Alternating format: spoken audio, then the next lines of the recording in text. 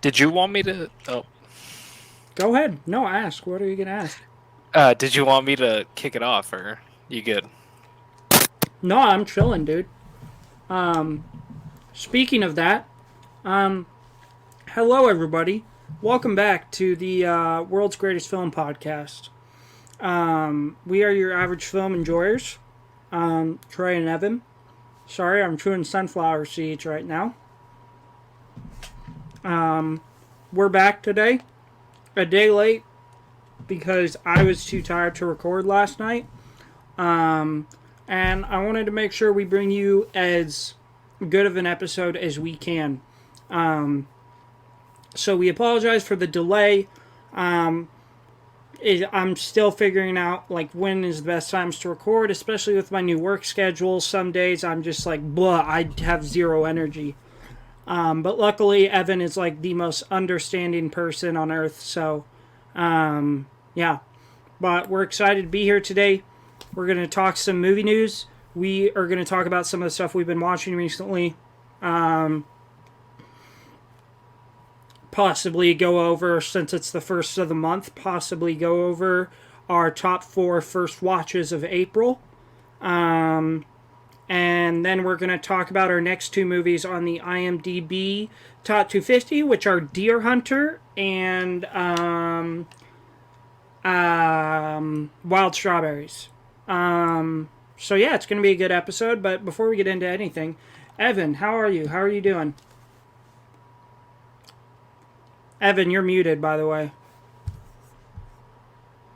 Thank you. I'm chilling. Kicked off a work week. Still, we got a small flour delivery. We got 8 bags of flour, and I use You about got 2 flour. a day. We got 8 bags of white flour, and I use about 2 a day. That's so much flour. Dude, I'm running out. I'm running low. I'm gonna run out tomorrow. So my production has been very low, which means that I don't have very much work to do at work, which means it gets a little boring. And somebody has been wah-wahing about me wearing headphones while I bake, even though I'm alone and I don't talk to anybody while I work. Who has? Oh, is it the Russian lady? Well, she in general, dude. I did such petty shit today. I'll get to that in a second. No, somebody else. This other lady's been whining about it, but that's whatever. It's fine. So this Russian lady, we do the cheddar buns, right? So it's like a cheese bun with cheese on top, and it melts. Mm-hmm. And any of the cheese that falls off gets nice and crispy on the trays. She likes to eat this while she packages, and I think that's gross. I think that it's is. Gross to eat. I don't think it's gross to eat the crispy cheese because I've eaten that before and it's delicious. Yeah.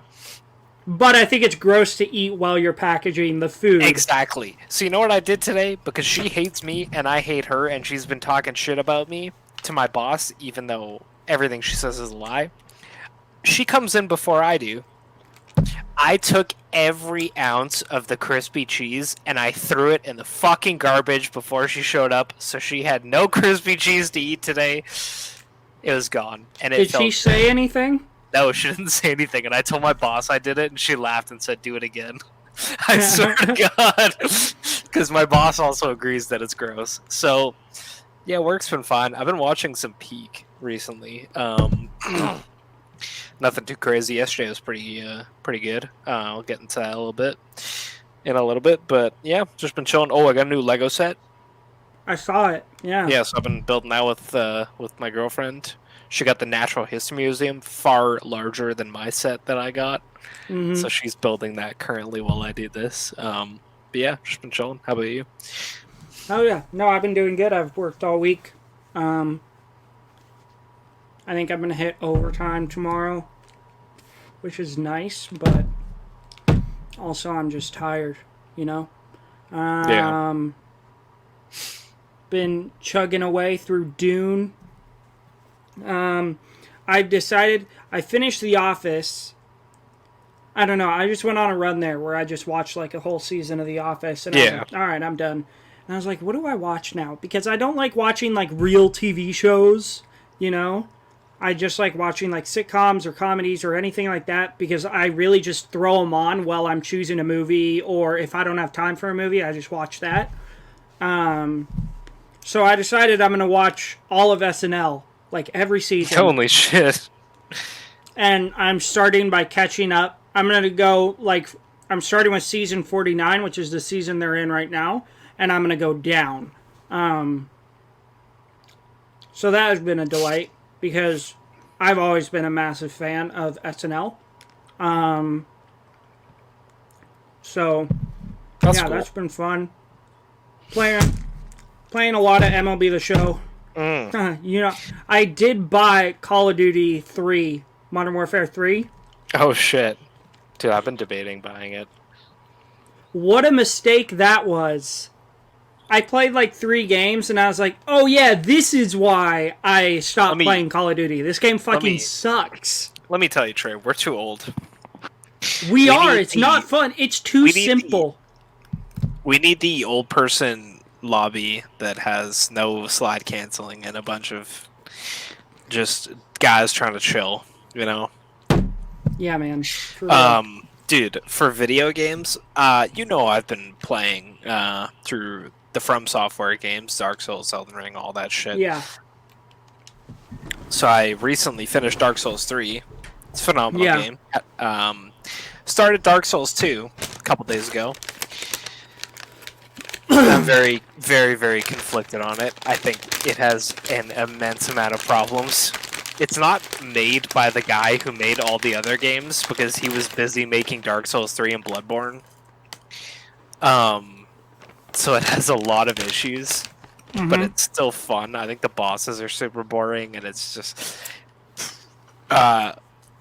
average film enjoyers. If you've played Dark Souls 2, let me know what you think about it because I think it's kind of mid. I've played all of them many, many times, all the From Software games. I think the bosses in Dark Souls 2 are insanely mid and boring, and the runs to the bosses are bullshit. I think. So you know how when you roll in one of those types of games, you're invincible while you roll, Trey? Dark Souls 2 thought it'd be a cool idea to tie. It's called invincibility frames, iframes, when you roll and you're invincible. They thought it'd be cool to tie that to a stat. So when you start the game, if you roll, you're getting hit. So you have to. You're literally. It's mandatory to level this stat. It's stupid as shit. So I beat Dark Souls 2 today. I haven't played the DLCs yet, so I'm gonna play the DLCs tomorrow. But yeah, playing that. It's Oh yeah. dude, it's so weird because I think the PlayStation reads as game time even when it's in rest mode because it says I have 98 hours in it, and Oh yeah. I have not played 98 hours of Dark Souls 2. Should we do some movie news? Yeah, yeah. We got our first look at Megalopolis. Did you see that picture? It's just a picture of Adam Driver, and I didn't know Adam Driver was in it. he's the main character. I'm excited for that movie. That movie has been in development for a long time, and I hope that it makes it. Yeah. Should be cool. It's getting it's con. I think con premiere. It's pretty cool. There's a new Mad Max movie in the works, set a year before Fury Road. George Miller wrote the story and hopes to get it turned into a screenplay. Hell yeah, give it to me. Yes, please. Please. I saw this story on Discussing Film, and it said 92 minutes is the ideal length for a movie, according to a survey of over 2,000 people. Only 2% of respondents said they'd be happy with a movie over 2.5 hours long. That's crazy. Because I think for the average person, right? I think an hour 45, you're chilling. 90 minutes is a short movie. This means they want short movies only. Like, I went to go see Abigail, which we'll talk about later. It was an hour and 40. perfect runtime. I think 90 minutes is way too short. Like, sometimes I'm in the mood for a short movie. I'll go on Netflix and search 90-minute movies, and there's my category, and it's got exactly what I'm looking for. But if every movie was 92 minutes long, I would be actually upset about that. Yeah. I don't know about you. I mean, we I don't really care. We watched The Deer Hunter this week, and that's a very long movie. That is a long movie. Yeah. That's like, let me sit down at 8 a.m. and get done around lunchtime. Yeah. One thing that I saw that I am very excited about, I don't know how you feel about it, we never talked about it, but Seth Rogen, Kristen Wiig, Michael Cera, David Krumholtz, and Edward Norton are all returning for the Sausage Party sequel TV series releasing on Prime Video. Sausage Party Foodtopia. Well, I've never seen Sausage Party. I haven't watched really? it yet. So I can't really comment on that. Dude, but while you should... talk about your thoughts on that, I will be right back. Yeah. I saw Sausage Party in theaters when I was a kid. 14, whatever, 15. I don't remember what year it came out. And maybe one of the funniest movies I've ever seen in my entire life back then. I've seen it 3 or 4 times now. I still think it's fucking hilarious. I think it's hysterical. It's super over the top, and the animation's good, and it's really self-aware and just silly, and the orgy at the end is so funny.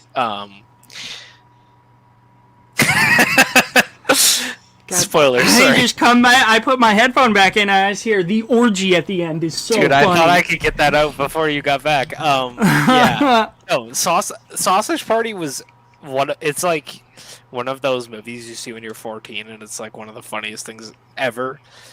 But I still think it's really funny. I showed it to my girlfriend like a couple of years ago. Yeah. It was my turn to pick the movie, and I think I was in a bad mood, so she's like, you can pick whatever you want. And I was like, let's watch Sausage Party. And she was like, the entire movie, she hated it, and I was laughing my ass off the entire time. I think that movie is so funny.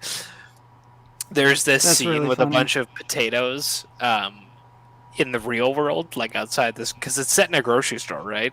But there's a scene where there's these potatoes in the real world, and they're all Irish, and they start getting peeled by this guy, and they act like they're getting skinned. It is so funny. I have seen that. Yeah, dude, you should watch it. I think it's hysterical. So I'm excited for that. I will be watching it. Yeah. Absolutely. I'm looking through movie news right here, and there's nothing else. What? A new look at Saving Bikini Bottom, the Sandy Cheeks movie, releasing August 2nd on Netflix. Well, didn't even see that. That's pretty weird. Sandy Cheeks, what a name, dude. Yeah. Golly. That's crazy. The Fall Guys coming out. Well, I guess it comes out tomorrow. I really want to see it. I'm very excited. Oh yeah, I love Ryan Gosling. I love David Leitch. Bullet Train is super fun. What a blast! I still need to watch that. It's a really fun movie. I love Emily Blunt. Yeah, I'm really excited for that. I'll probably try and go catch that. They're playing the Kubrick movies in theaters, and today The Shining was playing, and it was playing at 12:45 and 10:15 p.m. And I work till 1 today. And I work tomorrow. You could have... Dude, call out tomorrow. What are you doing? Yeah, dude, maybe I'll call out and take a Uber.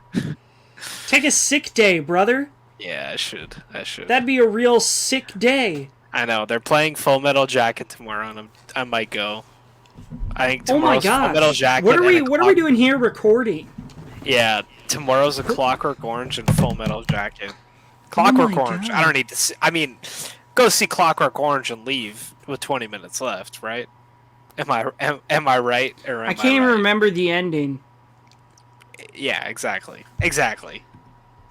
Yeah. It's Jagger loves that movie. And he goes and yaps with his parents, and his parents have replaced him. It's that Paul guy. Yeah, fuck that. Sorry. Dude, that guy's the worst. Yeah, screw that guy.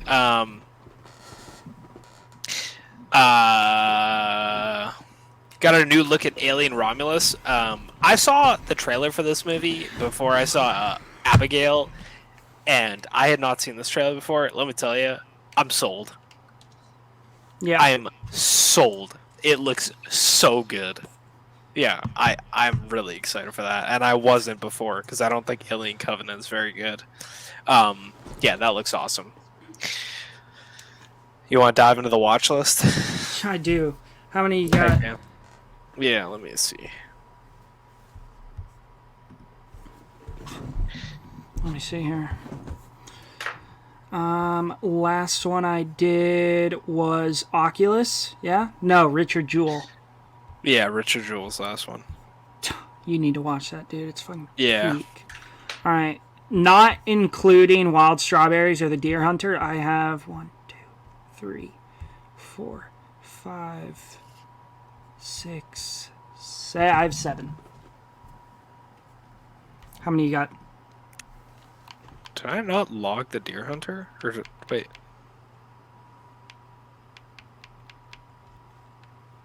No, I did log it. What the heck?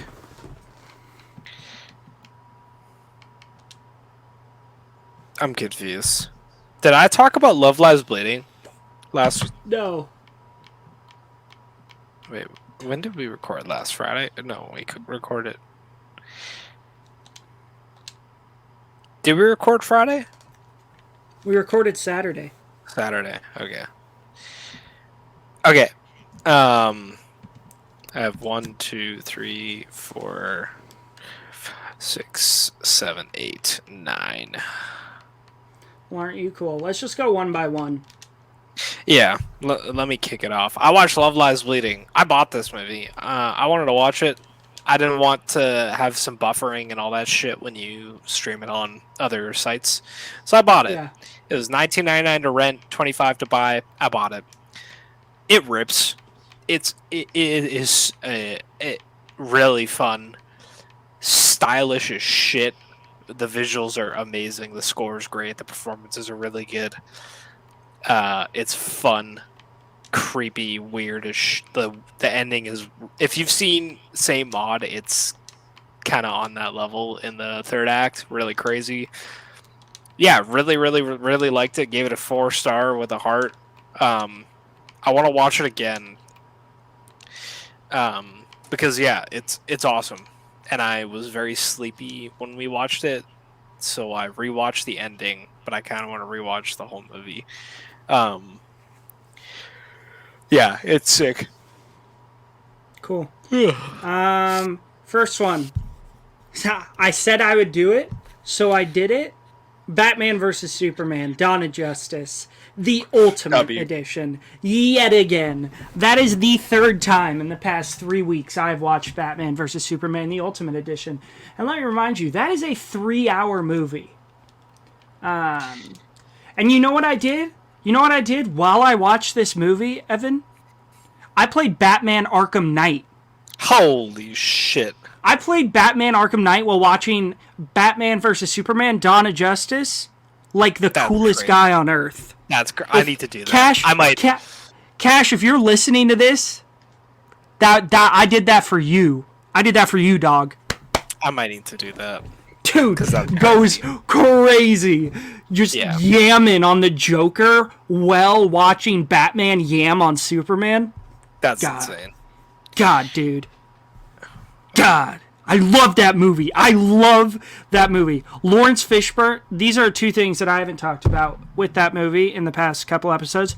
Lawrence Fishburne as the new, can't remember his name, Perry. Excellent. Yeah. Jeremy Irons as Alfred. Excellent. Jeremy Irons is a freaking, God, he is so cool in this movie. I think Jeremy Irons, actually no, Michael Caine. Michael Caine is the best Alfred. Yeah, the Lamborghini.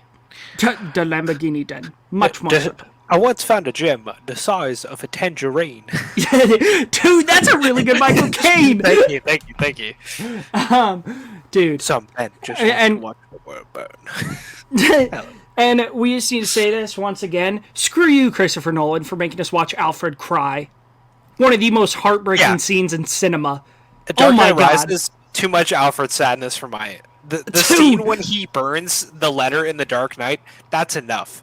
That is enough. I was content seeing that much sad Alfred, and then you give me like 10 minutes straight of Alfred crying and being sad. No, dude, thank you. it's No, making thank me you. emotional thinking about it. No, thank Because you. he truly does. He failed. You know? Dude, he's Oh, so good. He's so good. love He has Alfred. this. He has this new movie that just came out. I saw the trailer before the Zone of Interest, and it's like he's a World War II vet who fought on Normandy, Yeah. and there's like this whole reunion thing. So he's like 90 years old, and he tells his wife he's going. So he treks across the country and like picks up all this news steam and all this shit to go visit the graves and stuff.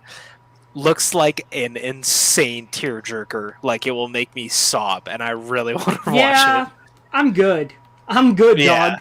yeah, that's fair, dude. I really quick before we move on. I was listening to the Real Talk podcast at work today, and Yeah. George was talking about Sasquatch Sunset and how much he hated it and how much he thought it was a stupid movie, and it's just full of Sasquatch penis and vagina and poop and cum and all this stuff.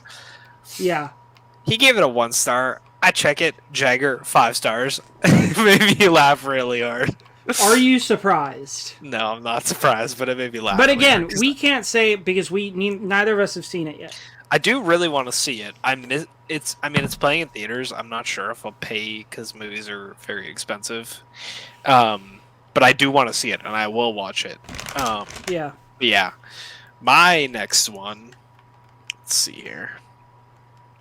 Yeah, my next watch was Abigail. Me and my girlfriend, we had some movie passes from my grandma from Christmas that we hadn't used yet. So Goated grandma. yeah, Grandma got us. Is this the film bro grandma? You bet your ass it is. Dude! She Your got grandma's us. a Chad, and I me mean tell that in ya. the most genuine and heartwarming way. Yeah, she got us. It was a pass from Costco, 2 movie tickets, 2 popcorns, and 2 drinks for free for us. So we went to the mall because there's a theater right beside the mall, and we went there at like 11:30. The movie was at 1. We went to the Lego store, spent $700, and then we went to the movies, and it was a phenomenal time.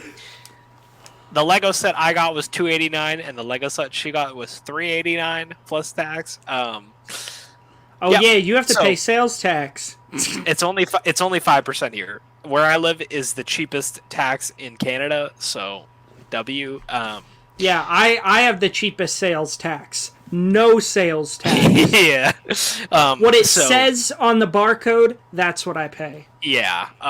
So that day was phenomenal. We went to buy Lego and then went to the movies, and let me tell you, Abigail is a blast.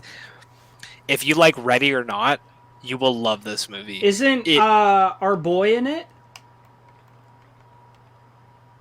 Dan Stevens is in it. Love me some Dan Yeah. Stevens.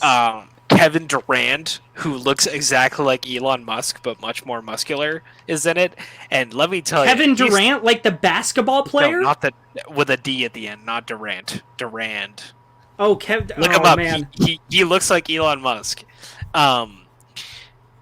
Dude, him and Dan Stevens stole the show. This movie is so funny and super gory, really over the top. Catherine Newton is hilarious in it.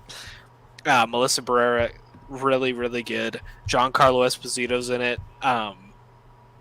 This movie is just so much fun. The third act is insane, full of gore and blood.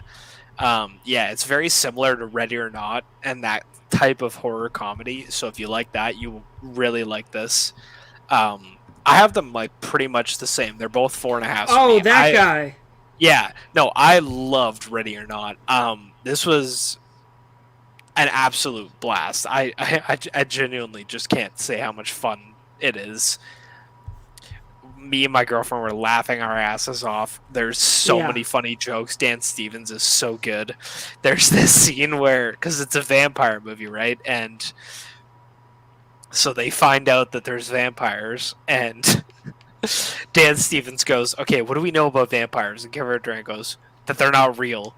And he starts plugging his ears because he doesn't want to realize that there's vampires. And he's like, and then Catherine is okay. We need garlic. She goes, I'm gonna go get garlic, and she runs to the kitchen and she comes back with this big ass bag of onions. And Dan Stevens goes, "Those are fucking onions." It's so funny. Yeah, it's really really fun. Go see it. I hope it comes to VOD soon because I want to watch it again. Absolute blast. 4.5. Banger. Hell yeah. Next one I watched, might be in contention for the best bad but fun movie I've ever seen. I watched Piranha Double D. Dude, it's so What an awful movie! If you're gonna talk about movies that are horny, you have to mention this one. There is no plot. Here is what this movie is. It's an adult, fully nude water park that gets infested by piranhas. Dude, David Koechner or however. David Koechner is so good. Funny. And you get a Christopher Lloyd jump scare. Yeah. And the guy from The Leftovers, who, might I add, again, I am not gay, but if that guy tried to kiss me, I wouldn't say no. He is dreamy. Oh yeah, but the guy that saw me. Yeah. That movie, it's just an absolute blast. I had so really much fun. fun. Yeah, it's really. I mean, entertaining. here is one quote. To sum up the entire movie, a piranha swam out of my vagina and bit his dick off. That's this entire movie. It's awesome. Yeah, the sex scenes in this movie are insane. They're absolutely bonkers. It's so fun. It is so fun. What the quote that you just heard, you get to see it happen, and it's not fun. It's crazy, dude. It's crazy. It's crazy. You want to give us your next one? Yes, sir. My next one. Yeah, my next one. Me and my girlfriend were like, "What do you watch?" And she goes, "Can we watch a Barbie movie?" I said, "You bet your fucking ass we can watch a Barbie movie." So we watched Barbie Princess and the Pauper, which was actually the first Barbie movie I ever saw. Yeah. Rewatch that. It's a banger. It's so good. It's maybe the best music in a Barbie movie. Absolute peak. 5 stars. Easy 5 stars. It's so good. Yeah. Oh yeah. Excuse me. Oh god damn. Sorry. Cool. You want me to go? Yeah. Next, we got a movie that I have consistently defended since its release. Not as much because I do understand that it has its problems. Not as much as I gave its rating, but I decided to give it a rewatch. I rewatched Glass, which is the final film in the Unbreakable trilogy. I think this movie's excellent. I know it has its 4.5. That's know it has its issues, but I had so much fun. I think the characters are so interesting. James McAvoy, I think this is debatably his best performance as Kevin Wendell Crumb in this and in Split. He's obviously better in Split, I know, but I do think he's still good in this. I love Bruce Willis. I love Sam L. Jackson. I just have a blast with this movie. I will admit it's not paced the best. It's kind of slow. But I have a blast, man. I have a blast. I hate the ending, but I have a blast. I hate the ending so much. I think it's really dumb that they yeah, I hate this movie. I don't hate this movie. I would watch this movie again right now. But it definitely has its issues. I'm not saying it doesn't. You want to give us your next one? Yes, sir. Oh, sorry.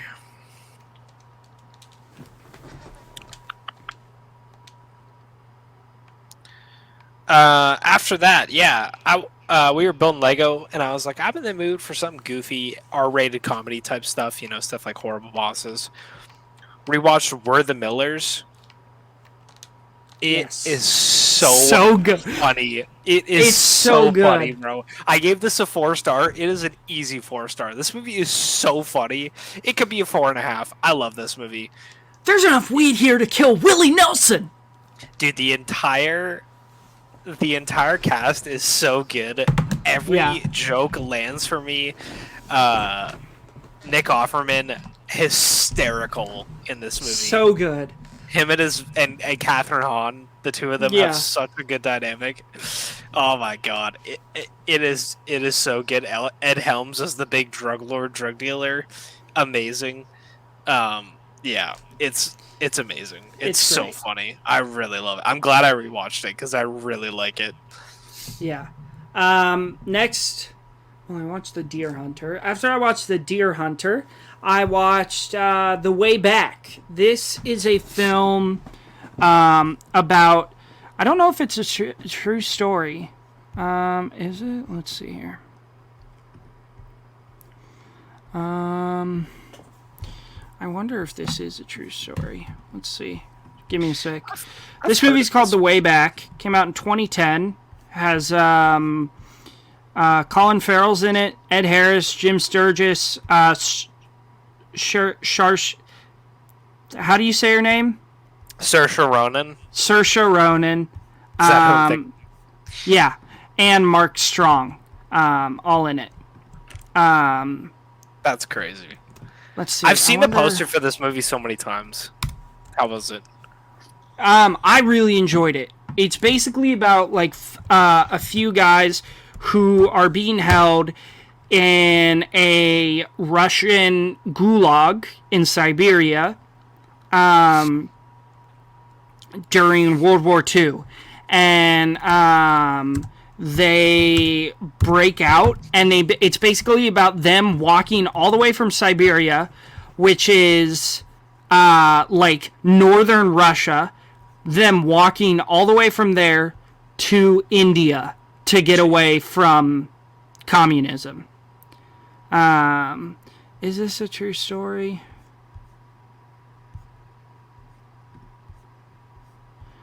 Based on a... No, it's not a true story, but it's really good. Good performances all around, hopeful, kind of tear-jerking, but I really enjoyed it. Yeah. Nice. And it's Peter Weir, so can't really go wrong there unless it's The Truman Show. That's the guy that wrote Project Hail Mary. Oh, hell yeah. And he directed Dead Poets Society. Yep. Dude, he's so good. Yeah. Yeah. Anything else on that? No, that's it. Yeah, my next watch, this was a recommendation in the Real Talk film raffle from Rob. Shout out to him. I watched Castaway for the first time. Hell yeah. Absolutely I've never seen that. Loved it. It is so good. I knew how it ended. It's phenomenal. It's very well paced. It's a very long movie. It's 2 hours and 20 minutes. But I loved it. I really, really enjoyed it. It's very, very entertaining. And, like, dude, the scene when he makes a fire for the first time, I was doing backflips. Like, it is so hype. I loved Castaway. I give it a 4.5. I'd highly recommend you watch it. It's really good. Yeah, it's that I know I need to. Hopeful... It's like a classic. You know, it's yeah, I was surprised I'd never seen it, but it's that same type of hopeful shit, and it's really, really enjoyable. Yeah, I'm really glad I watched it. Tom Hanks kills it, and Wilson, the volleyball, robbed of a nomination. Yeah, Oscar nomination worthy. Peak. Absolutely love Castaway. Yeah. All right, next I watched a movie called Scare Me. I think this is my favorite. I've been waiting for you to tell me about this. I think this is my favorite Shudder original so far. Yes, it's above Deadstream. I might watch this tomorrow. You should. This is written, directed, and produced and led by Josh Rubin. Who, if you don't know who Josh Rubin is, you've been living under a rock. He is the best. and I just love him so much. And I watched another movie with him called A Wounded Fawn, another Shudder movie that I really enjoyed. So I decided to check this out. This was excellent. It was funny. It was creepy. It was just a blast. Definitely check this one out if you Yeah, haven't. when I see you give a horror movie a 5 star, it immediately is like I need to watch this. So I'll probably I only work till Ah, 11 tomorrow. dude, I work 38 you have hours no this week. idea how good that makes me feel. Yeah, I work They, 38 hours this week, and the one day I don't work 8 hours is tomorrow. So I'm off early tomorrow. I'm gonna watch it. I think I've been in a horror mood. Spoilers: I watched Hereditary today. yes, I've been in a horror the mood. best Ari Aster movie. Absolutely. Well, actually, yeah. We'll talk about that later. But yeah, But I yeah, will that's all I definitely have to watch it. say. I don't know shit about it besides that it's Okay, really good. go So into it as blind as possible. yeah, I literally don't know the plot. So Yeah, yeah. it's a blast. S- I had a s- lot of fun with it. yeah. Speaking of horror movies, yesterday I was cooking dinner. Um, Yeah. I had leftover bacon and I was craving something warm because let me tell you, Trey, Alberta May is a shit show. It We're getting 50 centimeters of snow in the mountains. It snowed a lot today. We get a lot of Yeah. snow in May. It's really odd. So I was craving warm food. I made some soup. Made Mm-hmm. loaded baked potato soup. Potato, bacon, sour Oh. cream, cheese, cream soup. Peak. It was delicious. And I watched Evil Dead Rise while I made dinner. And let me tell you, Evil Dead Is Rise. this your next one? This is my next one, yeah. Okay. Yeah, Yeah. Evil Go Dead ahead. Rise might be one of the best shot horror movies post 2000s. Dude, The it's split so good. the split diopter shots of Yeah. uh shit, I can't remember her name, but the mom, Alyssa Sutherland. Alyssa Sutherland, thank you, of her face super close, the family in the back hunting shit. The gore Yeah. is so good. There are so many scenes in this movie that are so over the top that they're funny. Her spitting an eyeball into somebody's mouth so they choke and die. That's some Evil Dead 2 campy horror right there. Yeah. Evil Dead Rise is such a banger. I can't believe it. Like, Fede Alvarez cooked so hard on 2013's Evil Dead. I was like, they can't replicate it. Like, where's Fede? Give me another Evil Dead from Fede. He's making Alien. That's going to be peak. But, dude, Evil Dead Rise is a banger. One of the best title cards of all time. Holy The best shit. title card of all time. The title card is so good. Staffy is one of the funniest horror props I've ever seen in my entire life. Her naming a big stick of wood that she just impales people with, amazing. Yeah. The scene of the daughter, spoilers for Evil Dead Rise for a minute, but the scene of the daughter where she's chewing the glass and she goes, I need to get the creepy crawlies out of my tummy. I don't like things in my tummy. It gives me goosebumps, bro. That movie Yeah. is so creepy, but so entertaining. The ending is insane. It's got the great chainsaw moment. Yeah, Evil Dead Rise is phenomenal. I've seen it. That's my fourth time seeing it. I've seen it in theaters 3 times. Yeah, it's Um, excellent.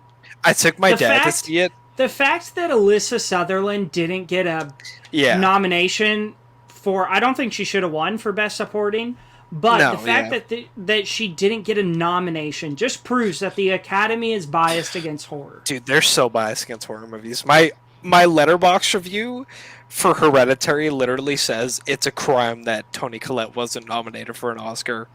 Yeah, she should have won Yeah, that yeah, year. she should have won. But yeah, Evil Dead Rise is such a blast. I took my dad to go see it. Me and my brother are both seen it, and we took my dad, who loves horror movies, but he's not huge on gore, and he's very jumpy, very, very jumpy.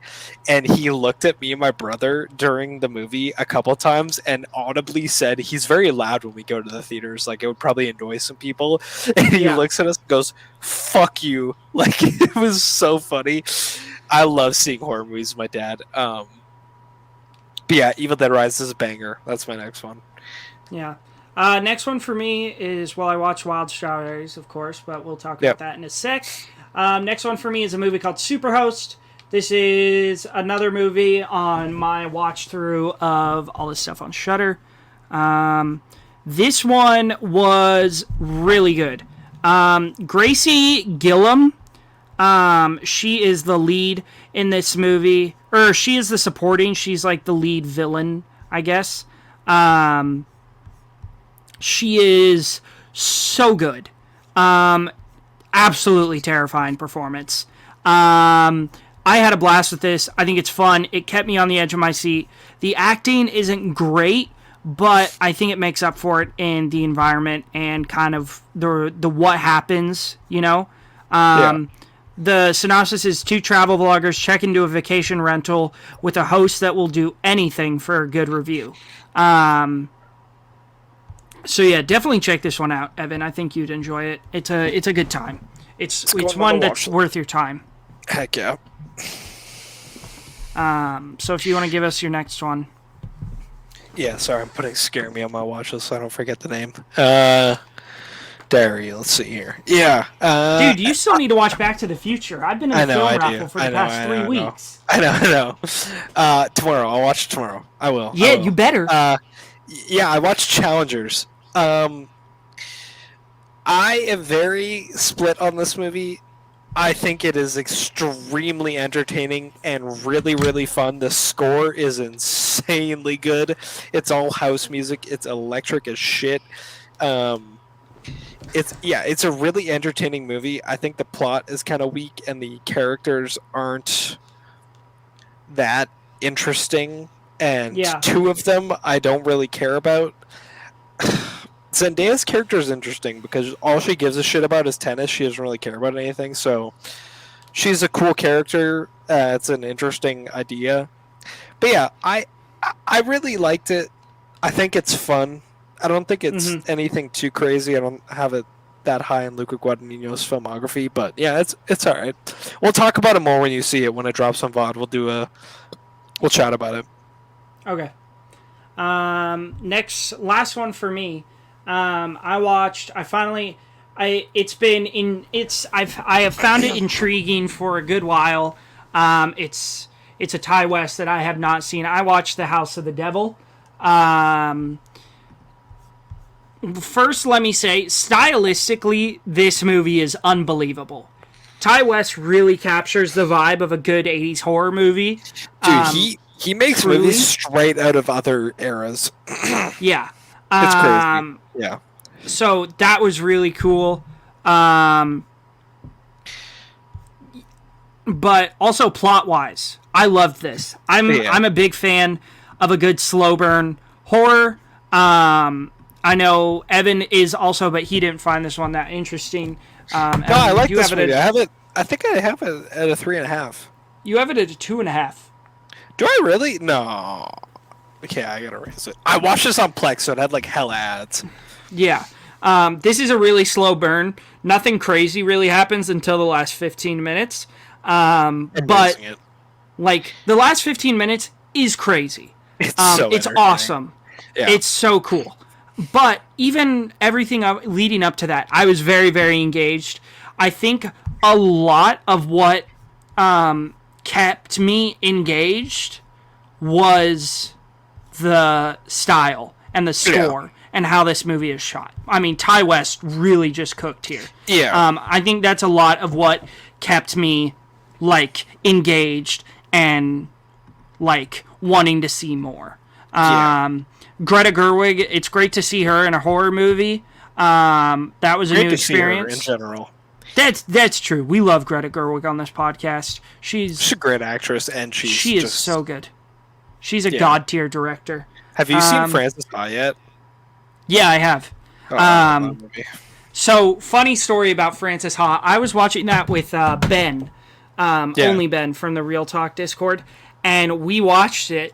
Because we used to do watch parties together all the time. Like every night we would watch something. And you know how at the end where she puts her name tag in the mailbox and it's like Frances Ha?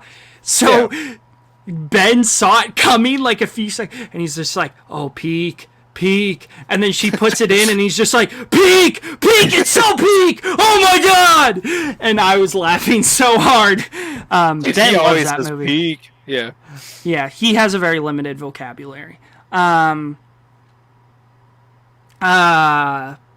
yeah, I had a blast with this one. It was really good. Do you want to give your? That was my last one. Do you want to give your last? Yeah, couple?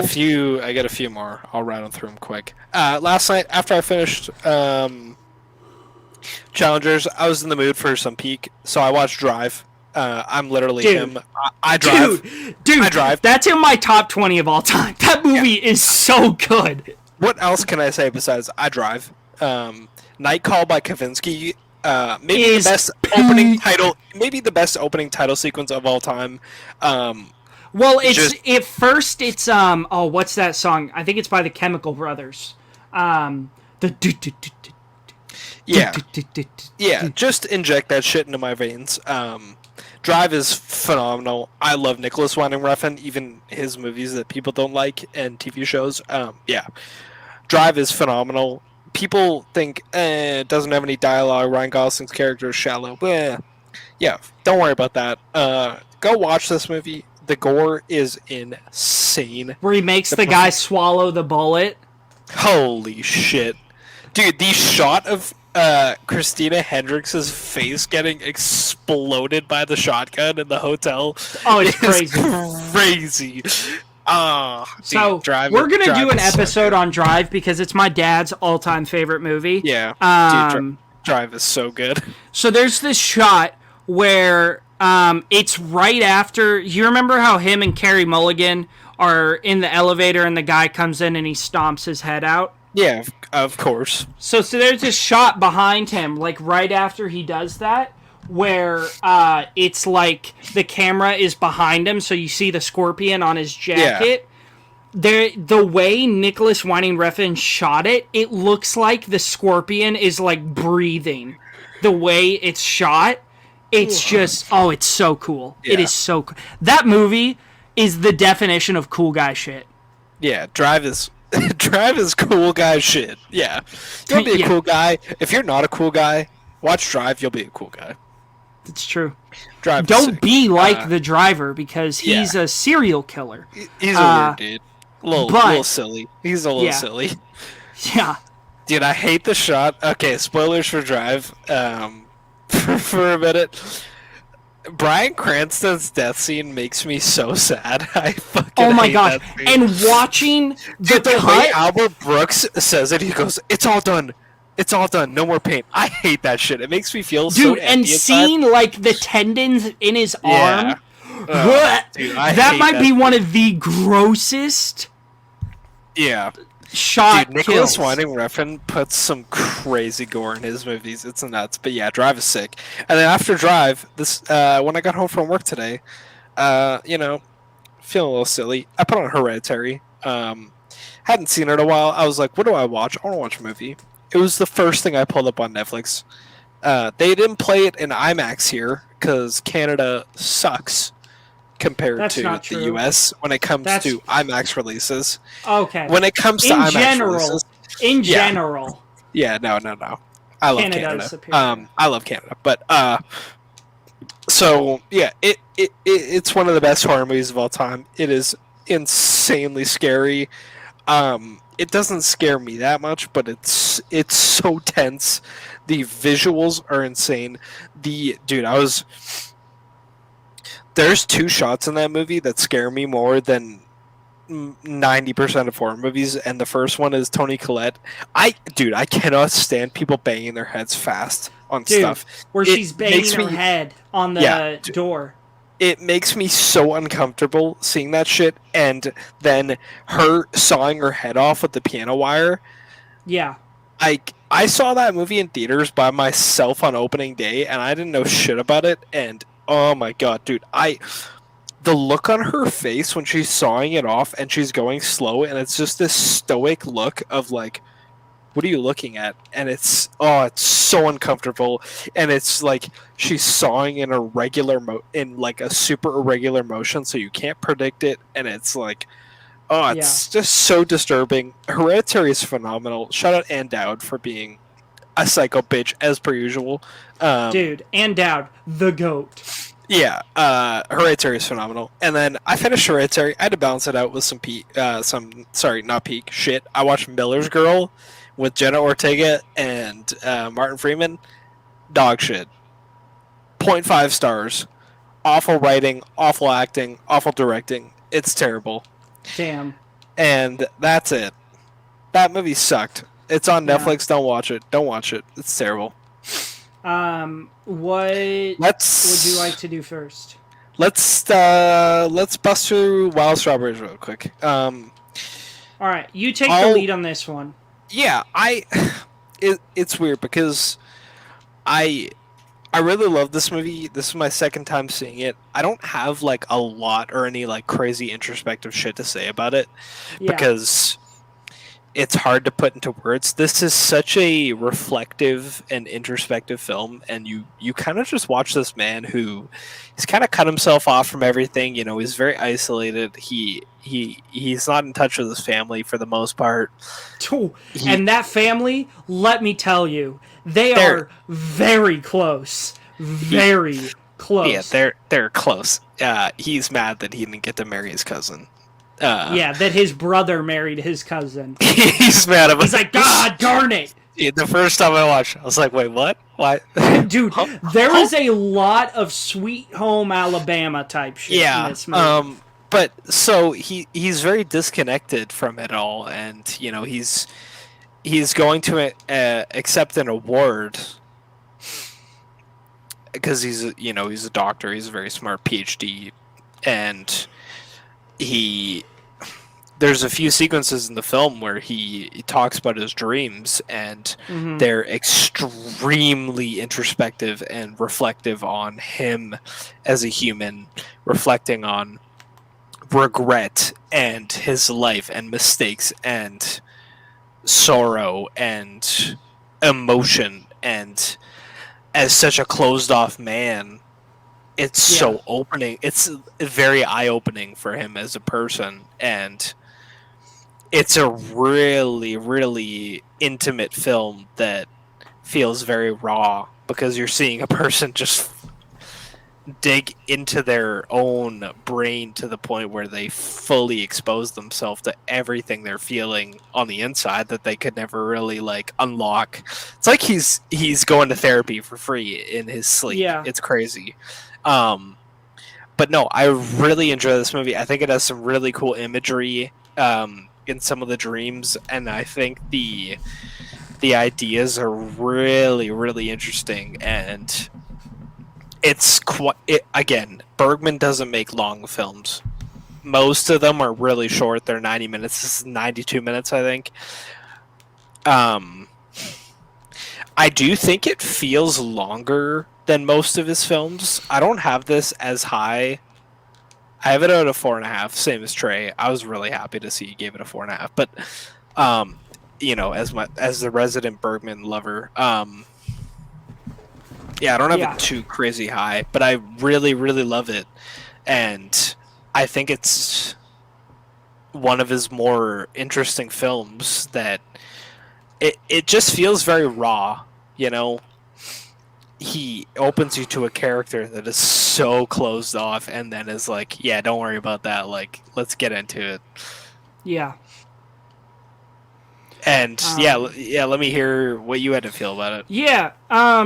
So I kind of just was thinking about it right now some more. I really love this. I think this is the most engaged I've ever been with a Bergman. Historically, I've found his movies slow and boring. That was not the case with this one. Especially, I was kind of dreading watching this. I watched this Monday after work, and I was like, yeah, this is exactly what I want to watch after a 12-hour shift lifting things all day, is a 1959 Swedish drama about the meaning of life. Cool. No, I loved this. I found it to be very akin with Mary and Max. And I think that is because the story is told in such a simple way. Yeah. Like, the synopsis of this movie is this old man going on a road trip with his niece, who is Yeah. also his daughter-in-law, um, going to get an award. That is the synopsis of this Yeah. movie. But this movie deals with regret, it deals with grief, it deals with loss, it deals with all these super heavy emotions while telling this story in a really simple way. Which is why I think it's very, because Marion Max does that same exact thing. It handles So flashbacks really well. yeah, yeah. So I loved this. I thought it was really beautiful. It didn't make me cry. A movie hasn't made me Yeah, cry. it does cry. And I do think the ending is very sad, though. yeah, it but it definitely made me like tear up, you know? Yeah. So yeah, I love this. Also, what is Attack of the Meth Gator? I'm on your watch list right now. Dude, I found that on somebody's, and I just had to. That I had looks to have it. sick. Yeah. Sorry, sidetrack. I think this is a really beautiful film, and I think this definitely belongs on the IMDb top 250. Oh yeah, I for think sure. It's this is an essential for anybody who's trying to get into film, especially more introspective stuff as you go into your Terrence Malick, your Tarkovskys, your Bergmans, yeah. your people like that. This is an essential. Yeah, people ask what's the good Bergman to start with, and it, I get kind of torn because, excuse me, my first Bergman was Persona, and I think back to like my first David Lynch, and my first David Lynch was Mulholland Drive, and I think Mulholland Drive is the perfect starting point for David Lynch. I know people don't agree with that; they think start smaller because he makes weird shit, and Mulholland Drive is some weird shit. Yeah, But I kind of think that diving into the weird shit early on a really strong film kind of puts you in the place where you're like, okay, this is what we're dealing with. see, And I would disagree. I would say Yeah. start with Blue Velvet. That's what that's I what started most people with. say. I don't really like Blue And Velvet as much as most people. yeah, but when I think about like, okay, you want to get into this director, start with the most accessible. You don't want them turned off Yeah. right away. So that's why I would say Wild Strawberries. I feel like, Yeah, and and I've only seen Seven Seal, Persona, and Wild Strawberries. I haven't seen a lot of Bergman's work, but I would say I have found this to be the most accessible. yeah, and the more I watch a Bergman, because I've watched a few first watches recently, I used to think, I started with Persona and I didn't give it a 5. I rewatched it, I gave it a 5. And I thought, because I had seen some more of the weirder Bergman, Through a Glass Darkly has some really crazy imagery and stuff like that. It's my favorite Yeah. Bergman. I was like, yeah, get into it. It's the same as Lynch. But then I think watching Fanny and Alexander, which is that big culmination of his themes, his directing, Yeah. his writing, all that shit. I think Wild Strawberries is the perfect place to start. People say Seven Seal. No, watch Wild Strawberries, because this is Bergman using a very simple story, which he usually does, to dive into very heavy themes in a very deep way that is very satisfying. I think this movie is the ending is very satisfying, even though it's sad and kind of melancholy. But like, yeah, I think Wild Strawberries is a great spot because it deals with a lot of themes, and if you want to get into Bergman, you're building to Fanny and Alexander, which is that huge culmination. This is like that on a smaller scale because he's touching on that kind of stuff. Like you said, it's grief, it's loss, it's love, it's sadness, all that stuff, and that's what he's working on. And Yeah. it's all so good here. Like, this is, it's a simple movie, and yet it tackles so much. But yeah, I love Wild Strawberries. Absolutely belongs here. It's great. Yeah. Also, dude, we need to whenever your next day off is, we need to watch Party Wild Tales, which I reviewed. I have not stopped thinking about it. It's so good. I'm gonna buy it so that we can watch it sometime. Oh yeah. But yeah, I'm glad that it's on this list. I really am, because the first time I watched it, I was in the middle of life stuff and moving and all that, and it was, not. It didn't hit me as hard as now, where it's like I can kind of sink in now that I'm not dealing with so much life shit. Yeah. But for sure. It's great. Yeah. Shall we get into one of my very few 100 out of 100 films? Yeah. Let me, to preface this, let me read you my Letterboxd review. It's a 5 out of 5, and it's 2 words. It says, "I'm sad." Yeah. Because that's how I felt. If you don't know what movie we are talking about The Deer Hunter. This is what I believe to be the greatest. It's not that I don't think it's the greatest war film ever made, but I think no, it's not. Because you get very limited about the war. It's about the aftermath of war and what it does to people. Dude, I'm about to glaze Platoon again because sorry, I don't mean to. Well, actually, no, we'll talk about it later. Yeah, go ahead. So, a group of working-class friends decides to enlist in the army during the Vietnam War and finds it to be hellish chaos, not the noble venture they imagined.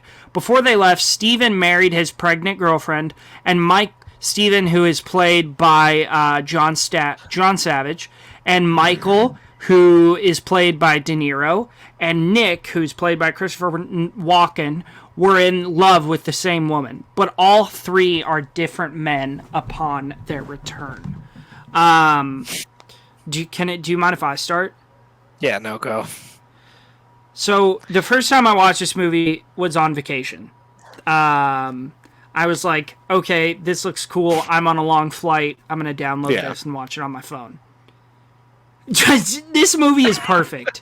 There is not a single thing wrong with this movie. And it is just, God, dude. So this is De Niro. I think, for me personally, this is De Niro's best role. Yep. I know that's a hot take. But no, it's not a hot take. No, it is, because a lot of people don't... It's not. This is his best role. This is where he shines the most.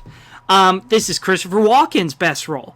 John Cazale. Let's talk about John Cazale for a second. John Cazale, who died very early, unfortunately. He died the same year this movie came out. Oh, really? John Cazale starred in only 5 films. And guess what? All 5 films won Best Picture at the Oscars. Did they really? Wait, Dog Day Afternoon won Best Picture? Yeah. John Cazale has only starred in The Godfather Part 2, Dog Day Afternoon, The Deer Hunter, and The Conversation. What? Insane. Dude, it was so funny because I was watching this and I recognized him. I recognized him from Dog Day Afternoon. I haven't seen The Godfather in a long time, so I don't recognize him from there. But I was like, John. He's Fredo. Like, oh shit! Yeah, he totally is. I need to watch Godfather. Yeah. And I think that this might be Meryl Streep's best role. Yeah, she's phenomenal in it, but she's not in it that much. Yeah. I have a scene. We'll talk about it later. At the end of the movie, that I have similar feelings to how you feel about about the music scene in Magnolia. Oh. But we'll get to that later. So, yeah, this movie, it's heartbreaking because it shows the true side of the Vietnam War, a war we never had any business being involved in, and which caused the loss of a lot of young American lives for no reason whatsoever. one of the big things in this movie, and yes, we are going to go into spoilers. So skip ahead if you haven't seen this. One of the big things in this movie, this movie is divided up into 3 acts. There is the beginning, so this takes place over like a day or two. It's them like hanging out, all of them hanging out, going to their buddy's wedding, leading up to them shipping out to go to Vietnam. And then there's Act 2, which starts about the first hour. They're in Vietnam. And then there's Act 3, which is basically everything that happens after the war. So while they're in Vietnam, it's Michael, Nick, and Steven. They're all being held in the same, like, little prison. This prison, there's probably 8 guys being held here with, like, 10 Vietnamese guys. And what these Vietnamese guys make the American prisoners do is play Russian roulette against each other. Yeah. Which is obviously extremely traumatizing. Long story short, they get out of it because Robert De Niro is the GOAT in this movie. Robert De Niro never loses his cool here. You never see him break. You never see him cry because he knows he has to be... What? He yells, but he doesn't... He yells, but it's intentional. You know? He knows he has to be strong for Nick and Steven. Poor Steven, bro. Steven was not having this. Steven was not even listening to this go down. Yeah. So during the third act, and that's what I think a lot of our conversation is gonna stay on. They basically come back. Michael back safe and alive, but he's obviously like a lot more stoic, and he's very stoic. He's seen a lot of things. Steven makes it back alive, but he lost both his legs and one of his arms, and refuses to go home to his wife.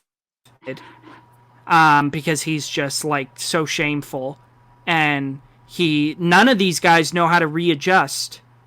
And Nick, Christopher Walken's character, never makes it home. He finds a underground gambling ring of guys who will play Russian roulette against each other.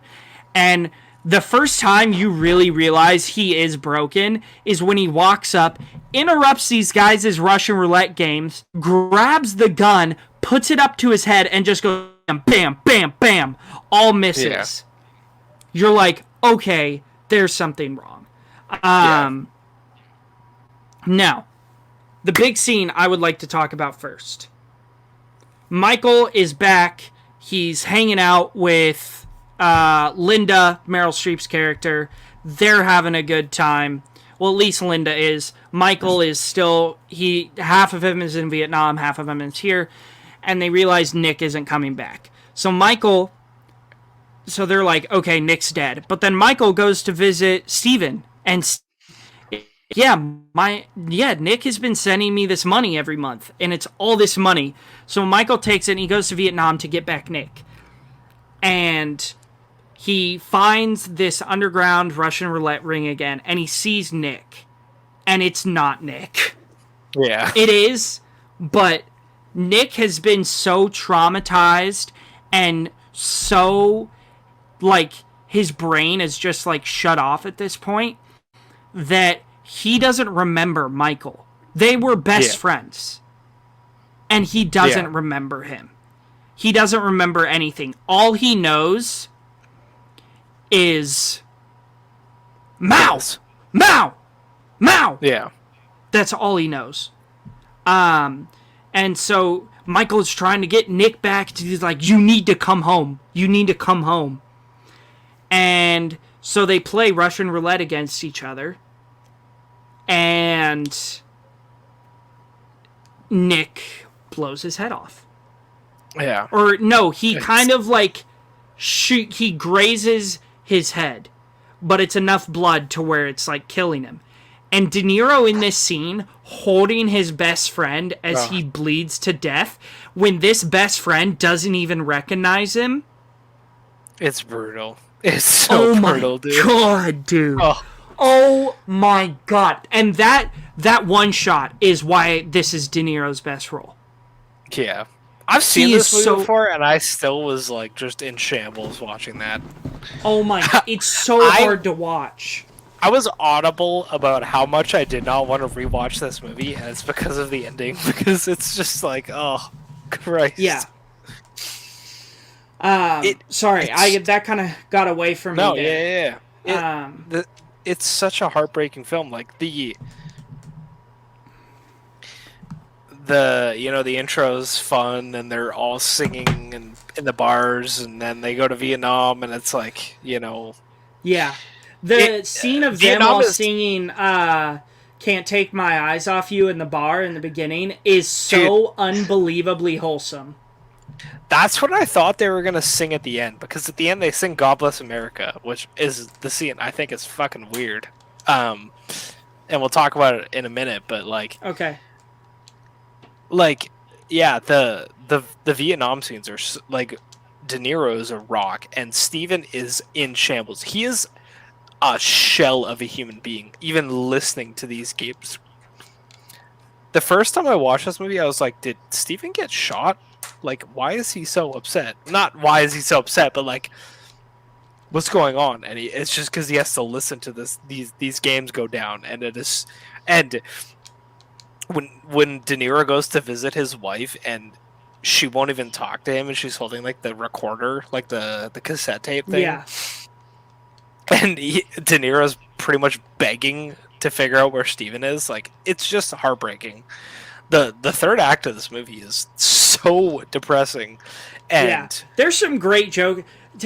The scene where Michael De Niro's character is like he's like Steven, I'm taking you home. Where he's like in the hospital yeah, and Steven is like, "No. No. I told you no, Michael. No. No." And then like stops for like a second and he's like, "Okay, just do whatever you think is best." I laughed so hard. He's like, "I give up." yeah. Yeah, this But movie yeah, is the excellent. the shit, I lost my train of thought. I mean, the scene when him and Nikki just turn on all the Vietnamese and get out of Yeah. there is crazy. It's Yeah. so hype that, Yep. dude, it reminds me, I don't know if you've played it, but the Black Ops 1 campaign, No, I they haven't pulled played that. Okay, there's a Russian roulette scene that is straight out of this movie, and it turns the exact same way. It's literally ripped from this movie, and Ice Cube plays one of the guys, and it is so hype. Oh, it's so hype. it. Love But me some Ice Cube. yeah, So let's talk before we finish up here. Let's talk Yeah. about the ending. Why do you Yeah. not like it? okay, again, I am not an American, and this movie is very anti-war. And okay, there's all the whole debate about anti-war, and it's like no war film is really anti-war, except like Come and See, like Saving Private Ryan is not anti-war because the soldiers are glorified, that kind of debate. And this film is not that. It is very anti-war. The soldiers are not okay when they come home. There's no heroes really. There's De Niro, who comes back a shell of a human, and everyone else is fucked.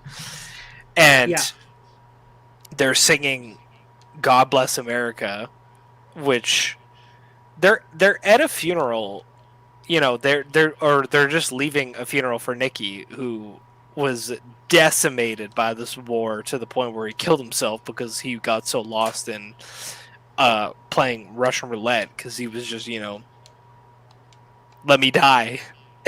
Yeah. At that point he's like, I need an excuse to kill myself almost. I feel Yeah. like that's a part of how he was feeling. Mm-hmm. Maybe he wanted the thrill, maybe he just wanted to die. That's another discussion, but Yeah. maybe you can shed some insight. I felt like singing a super patriotic song felt odd. Maybe it's a sign of the times, and that's kind of just how they were feeling. And it's like, Vietnam is like, yeah, go America, but like That's why So- the first time, I felt like singing okay, "Can't Take My I'm gonna- Eyes Off You" would have been way cooler, and it's like singing a song of like happiness. But yeah, So- I'm gonna shed some light on some American history here. yeah, please. Since we learned when you didn't know what the March on Washington was. Yep. And I was like, oh yeah, you're from Canada. You don't just learn this stuff in school. So, the Vietnam War, every war we have been in as a country, as America, we all, like, every time we had a reason to be in that war. Right? The Vietnam War, I don't know if you know, it was a civil war. It was a war between northern and southern Vietnam. And I can't remember whose side we were on. Fair enough. America on in the Vietnam War. Vietnam division conflict. The communist government of North Vietnam against. Okay, so communism had taken over North Vietnam, and South Vietnam didn't want that, and America has always been very against communism. That's why we're in World War II, and that's why the Cold War was happening. They touch on that in Oppenheimer. So we were allies with Southern Vietnam. This is the only recorded war that America lost. Yeah. And, well, I guess technically you could say America lost the Civil War, but they lost in one at the same time. Yeah, they got and so this was a war that we, in my opinion, and I think in a lot of people's opinions, it was much more divisive back in the day, that we should have never been involved in. It was pointless for us to be here. They lost millions of young American guys lost their lives because of because of this war. And then when all the survivors came back, they were treated like shit. You have songs like Fortunate Son. Yeah. You have songs like Born in the USA. Yep. That is one of the funniest things. I've seen politicians use that I do as know about that. their, like, campaign song, and that song is literally about how terribly the U.S. government treated Vietnam veterans. So I think this ending works so well is I find it, for me personally, I don't find it like goofy or I don't find it weird. I find it very haunting and very like, I don't know. I think it was less to do, I think Michael Cimino made that decision less to do with the story and obviously tying it back to the Can't Take My Eyes Off You would have been a great ending. That would have been really emotional. Really, that would have been, like, I would have had zero problems with that. I would have felt like it would still be 100 out of 100. But I think he wanted to go with this more metaphorical meaning and really drive home that this is an anti-war movie. And, like, the story of Nick, the story of Michael, the story of Steven, that story was not unique during the Vietnam War. That was happening everywhere, to everyone. And it not only affected the guys who were part of the war, but their family members as well. So I think that Michael Cimino made that decision to really, really drive home, like, that this is an anti-war movie and really drive home what his stance was on our involvement in the Vietnam War. Yeah. Because also, this movie, when did I think it ended in 71, I want to say. Vietnam War. So the Vietnam War was started in like 1955 to 1975. And when does this movie end? Do you know? I don't know. Uh, Yeah. So this movie came out 3 years after the Vietnam War had ended.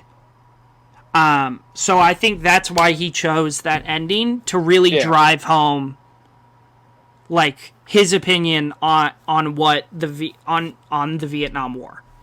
Yeah, that makes So sense.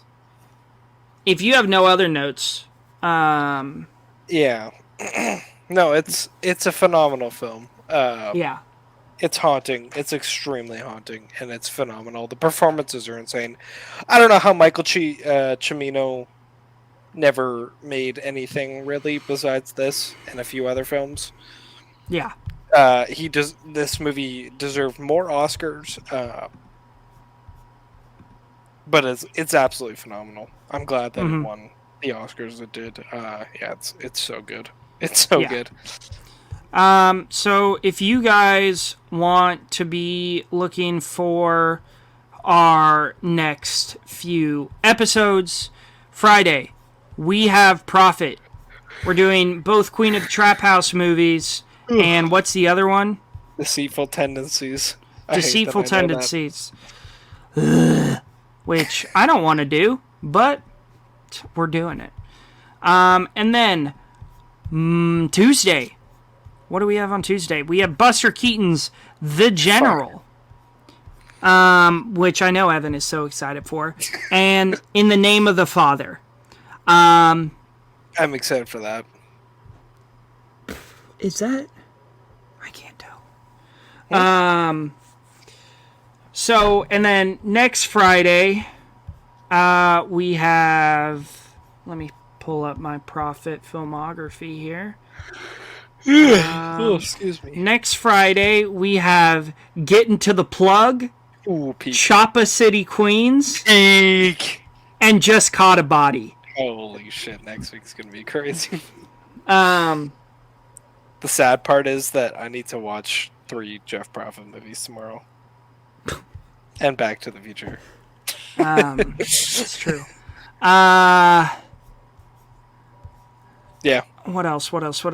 And then the Tuesday after that, we are reviewing Hacksaw Ridge, which I'm looking Nice. forward to. I love that movie. Yeah, great movie. And is this like the actual Barry Lyndon? Because we've already reviewed that. Oh, So, I hope so, because Barry Lyndon is amazing. we've already reviewed Barry Lyndon. So, here's what we're going to do. I said this a while, maybe a couple episodes ago. Every time, we're going to start getting to movies that we've already reviewed on this podcast. Whether through director deep dives or something else. So when that happens, we are going to... Wall-E is at number 59? That's so high. I love Wall-E, but that is so high.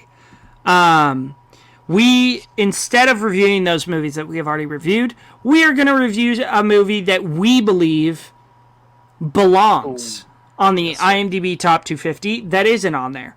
And I am making an executive decision. We are doing the top movie that isn't on the IMDb Top 250 but totally deserves to be there, La La Land. Ooh, W.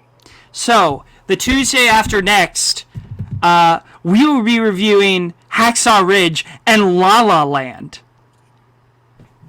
So, what? I'm excited for that now. Oh boy. God, we got a whole lot of peak coming up. Heck yeah. Oh my god. Oh my god. Before Sunrise. Ooh. Did we already talk about Before Sunset? I think we did. Yep, we did. Yeah. That's Evan's favorite movie. That was my first episode on. That was! Oh my gosh. Oh, Evan! Heck yeah. Yeah. So All right. those are our upcoming episodes. Follow us on our socials. Do all that good stuff. I'm tired. We're gonna I'm get gonna out go of to here. bed. I gotta get up in 5 hours to go to work. Are you serious? Why did you let me talk for so long about the deer hunter? 6 hours. God damn it. Because Evan. I've been yapping a lot the last couple episodes. I don't want to stop you. It's fine. Okay. I'm chill. See, this, tomorrow's gonna be everybody, easy this day. is why Evan is my best friend. Tomorrow's gonna be easy day, and Friday is gonna be a really easy day because we're talking about Jeff Profit, and Brain does not need to be on for that. So, yep. Yeah. We'll All right. catch you on Friday for that. Peace!